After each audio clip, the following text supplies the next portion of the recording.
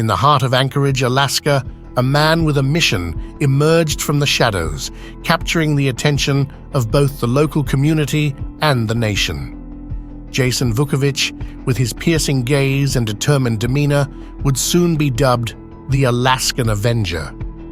But who was this man? And what drove him to embark on a perilous journey of retribution? A man who called himself an avenging angel was in court today. 41-year-old Jason Vukovich is accused of violently assaulting men with a history of sexual offenses involving children. The image of Vukovich smiling at his brother during his sentencing became emblematic of his complex character. To some, he was a hero, a vigilant taking matters into his own hands in a world where justice often seemed elusive. To others, he was a criminal, no different from those he sought to punish. But beyond the headlines and the debates, there was a deeper story, one that intertwined personal trauma, societal failures, and a burning desire for vengeance. The serene landscapes of Anchorage, with its majestic mountains and tranquil waters, belied the undercurrent of fear that began to grip its residents in the summer of 2016. A series of break-ins had the community on edge, with whispers of a mysterious intruder circulating in hushed tones. The city, known for its natural beauty and tight-knit community, was unaccustomed to such disturbances, making the events all the more unsettling. The first incident occurred on a seemingly ordinary morning. Charles Albee, a resident of Anchorage, was enjoying the calm of his home when an unexpected knock shattered the peace.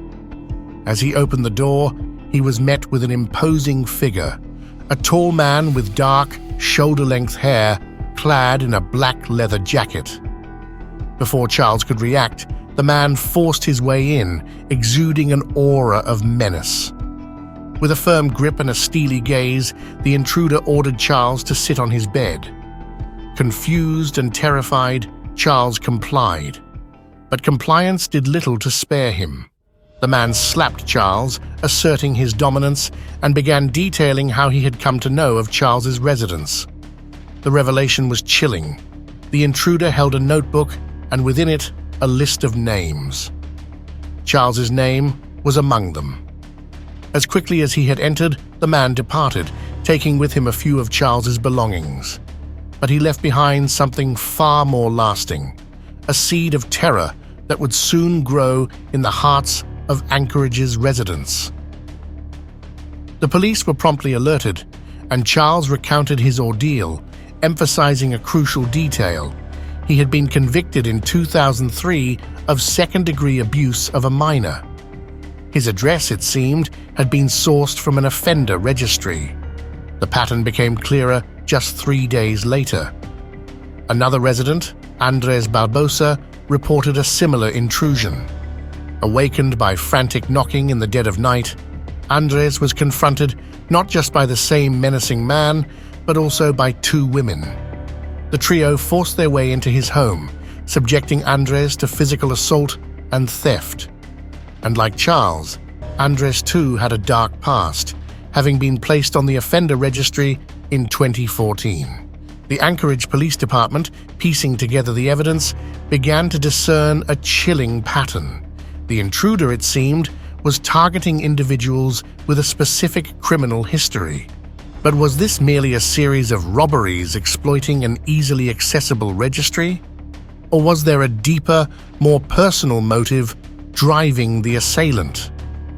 As the city grappled with these questions, another incident would soon escalate the situation, pushing the investigation to its limits and thrusting Anchorage into the national spotlight. As the Anchorage Police Department delved deeper into the investigations, a disturbing connection between the victims began to emerge. Beyond the break-ins and the physical assaults, there was a shared history that bound Charles Albee and Andres Barbosa, their names on the offender registry. This registry, meant to serve as a protective measure for the community, had seemingly become a roadmap for the mysterious intruder. Charles's encounter with the intruder had been a harrowing experience. The man's sudden appearance, the physical assault, and the revelation of the notebook had left Charles shaken. But it was the mention of his past conviction that added a layer of complexity to the case. In 2003, Charles had been convicted of second-degree abuse of a minor. This conviction, while in the past, had left an indelible mark on his record, making him a target for the Alaskan Avenger. The assault on Andres Barbosa marked an escalation in the intruder's modus operandi. Not only was Andres confronted by the man in the black leather jacket, but he was also faced with two women, one of whom recorded the entire ordeal. The physical violence was more pronounced, with threats of even graver harm. And just like Charles, Andres's past played a pivotal role in his targeting. He had been placed on the offender registry in 2014 after being found with inappropriate photos of minors. This revelation solidified the connection between the victims and provided the police with a clearer picture of the intruder's possible motives. The presence of the notebook in both incidents was a significant clue. It wasn't just a list of names, it was a list of individuals with a specific criminal background. The intruder was methodical, selecting his targets based on their past indiscretions. The offender registry, designed to keep the community informed, had inadvertently provided the intruder with a list of potential targets. The police were now faced with pressing questions. Was the intruder a vigilante, seeking to mete out his own form of justice? Or was he driven by personal vendettas, using the registry as a means to exact revenge? The answers remained elusive, but one thing was clear. The intruder was on a mission, and the city of Anchorage was on high alert. As the investigation intensified, another incident would soon come to light, pushing the boundaries of the intruder's actions and challenging the very notions of justice and retribution. The city of Anchorage, already reeling from the targeted break-ins, was about to face an even graver incident. The pattern of targeting individuals from the offender registry had been established, but the intruder's next move would shock the community to its core. On June 29th, the Anchorage Police Department received a frantic 911 call. Another break-in had occurred, but this one was different. The violence had escalated, culminating in a scene of bloodshed that would haunt the city's residents. Responding officers arrived at the scene, their senses immediately assaulted by the evidence of a violent struggle. Details of the incident began to emerge. The intruder, consistent with the descriptions from the previous break-ins, had forced his way into another home. But this time, the confrontation had taken a deadly turn. The aftermath suggested a struggle, a fight for survival, and a determination on the part of the intruder to send a chilling message. As investigators combed through the evidence, they once again found the telltale signs linking this incident to the previous ones. The victim, like Charles Albee and Andres Barbosa, had a history of offenses against minors. The intruder's notebook, now a symbol of his mission, contained the victim's name and details. Start from the beginning and tell me what happened tonight. Well, I was asleep. My roommate pounded on my door or something. I woke up and he said somebody's trying to break in. So I got out of bed, and by the time I got to my door, there was some guy standing there with a hammer. The guy told my roommate just to go sit down somewhere, didn't do anything. Okay. Then he started yelling at me about this offender. It was 2006, I had a conviction. I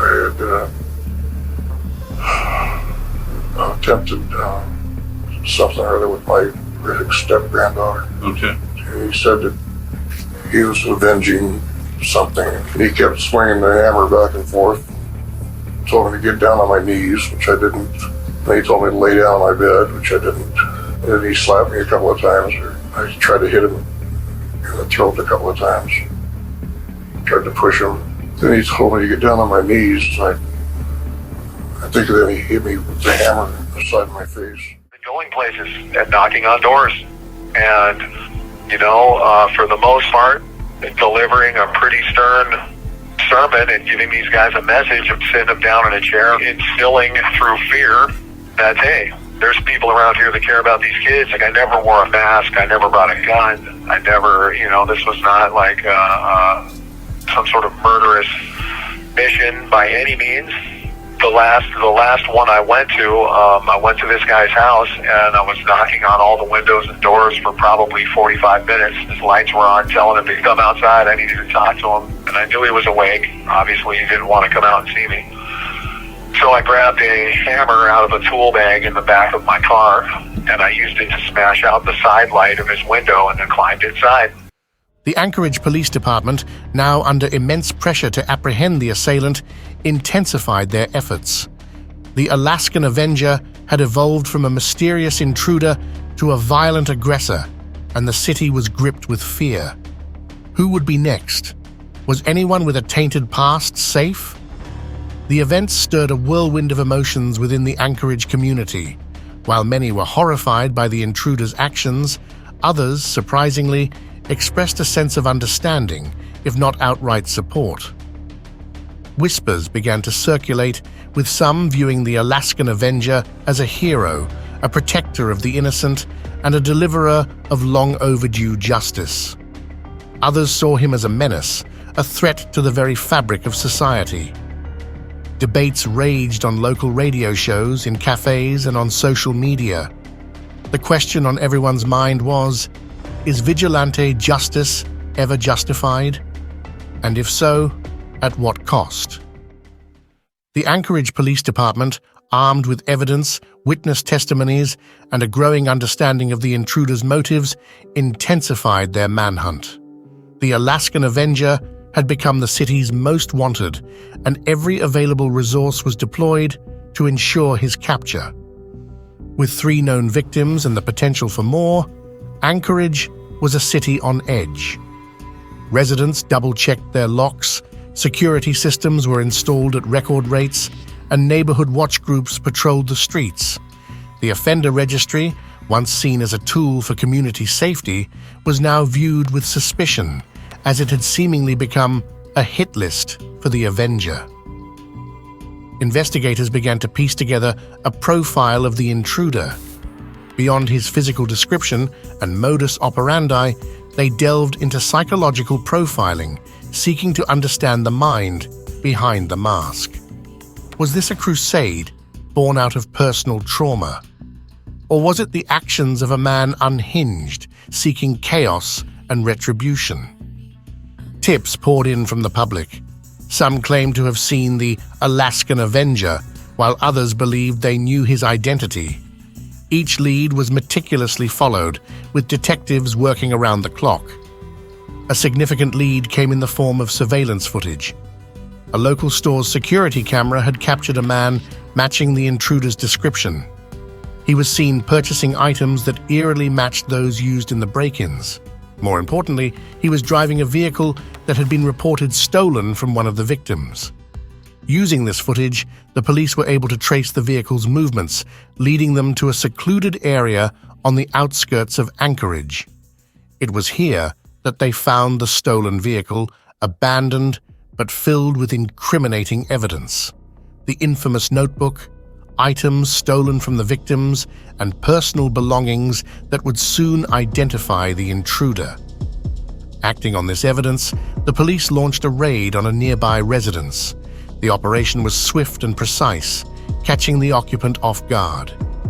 And there, in the dimly lit room, they found him. Jason Vukovich, the man who would become known as the Alaskan Avenger.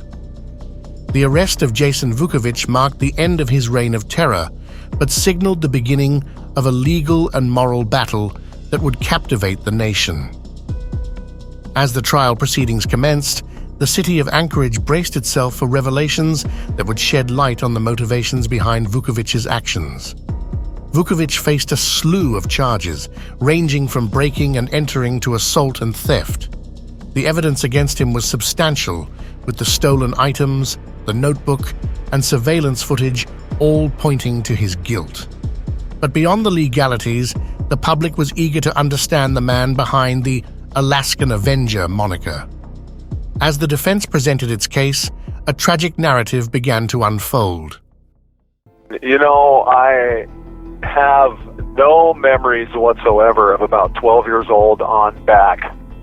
So I suppose, and I think that's a trauma-related response. Vukovich's attorney painted a picture of a man deeply scarred by his past. Childhood traumas, including abuse, had left indelible marks on his psyche.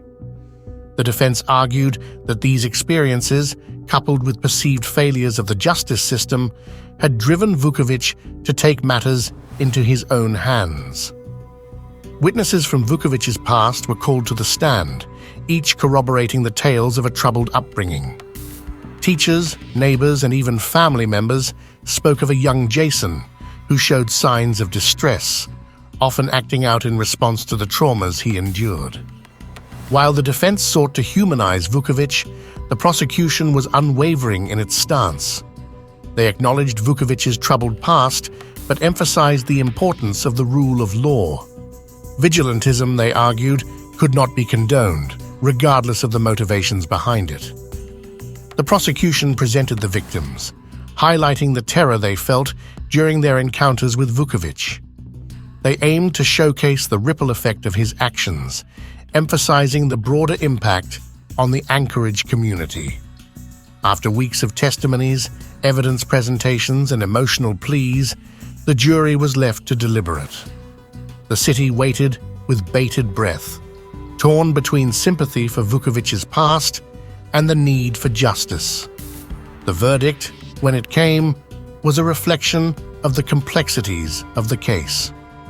Vukovich was found guilty on multiple counts, but received a sentence that took into account his traumatic past and the psychological factors that influenced his actions. The trial's conclusion left the city of Anchorage with more questions than answers. Discussions about the justice system's efficacy, the role of offender registries, and the moral implications of vigilantism dominated public discourse. Vukovich spoke of a tumultuous childhood marred by instances of abuse and neglect. These early traumas, he suggested, laid the foundation for his later actions. While he didn't explicitly justify his vigilantism, he hinted at a deep-seated belief that the justice system had failed not just him, but countless others. In his eyes, his actions were a response to these perceived failures. Vukovich expressed mixed feelings about the offender registry. On one hand, he saw its value as a tool for community protection. On the other, he believed it was a beacon for potential vigilantes like himself. He alluded to the ease with which he could access information, suggesting that while his intentions were rooted in personal trauma, others might exploit the registry for more nefarious purposes. Throughout the interview, Vukovich displayed a complex range of emotions. He expressed remorse for the fear he instilled in his victims, but stopped short of regretting his actions entirely. Instead, he pondered the broader implications of his deeds, questioning whether they had sparked a necessary dialogue about the justice system's effectiveness. Looking ahead, Vukovich spoke of a desire for redemption. He acknowledged the pain he had caused and expressed a wish to find ways to contribute positively to society. He hinted at aspirations to work with troubled youth, drawing from his experiences to guide others away from the path he had taken. The interview with Jason Vukovich offered a rare glimpse into the psyche of a man driven to extremes by personal trauma and a deep-seated belief in justice. While his actions were undeniably criminal, his motivations were rooted in experiences that many could empathize with, if not condone. The Alaskan Avenger saga serves as a stark reminder of the complexities of human behavior and the fine line between right and wrong.